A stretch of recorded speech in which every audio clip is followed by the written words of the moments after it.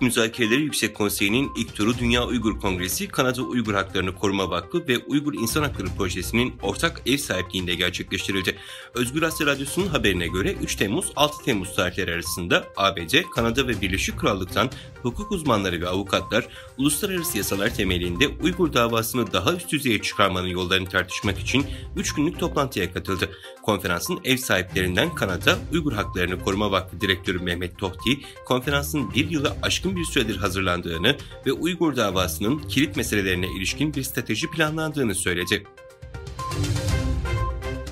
Uygur soykırımını durdurun üyeleri Urumçi katliamının 14. yıl dönümü münasebetiyle Londra'da Çin Büyükelçiliği önünde protesto gösterisi düzenledi.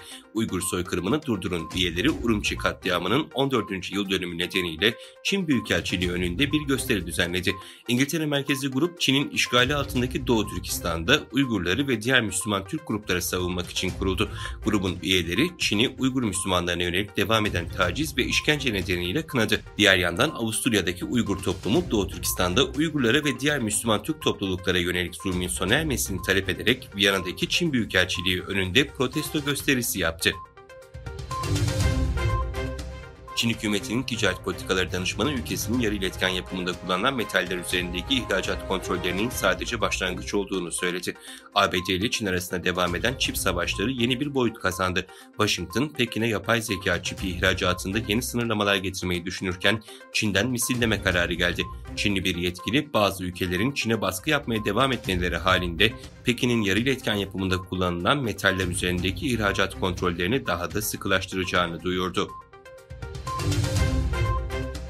Pakistan Dışişleri Bakanı Çin'in borç tuzağına düşmediklerini belirterek borcun hemen ödenemeyeceği endişelerini yatıştırdı. Bakan Çin'in Pakistan'a yaptığı yardımların büyük kısmının yatırım veya düşük faizli krediler olduğunu ifade etti. Çin propaganda Xinhua'ya göre bakan Japonya ziyareti sırasında NAK Asya ile yaptığı ve Salı günü yayınlanan yazılı röportajda söz konusu ifadeleri kullandı.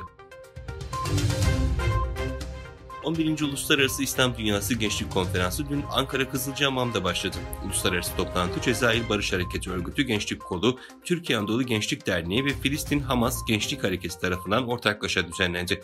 Uygurlar adına Uluslararası Doğu Türkistan STK'lar Birliği Arap İslam İlişkileri Sorumlusu, Arap-Çin İlişkileri Araştırmacısı Muhammed Emin Uygur, Doğu Türkistan Yeni Nesil Hareketi Başkanı Abdülselam Teklimakan ve Uluslararası Koordinatörü Şefik İsmail'den oluşan bir heyet katıldı.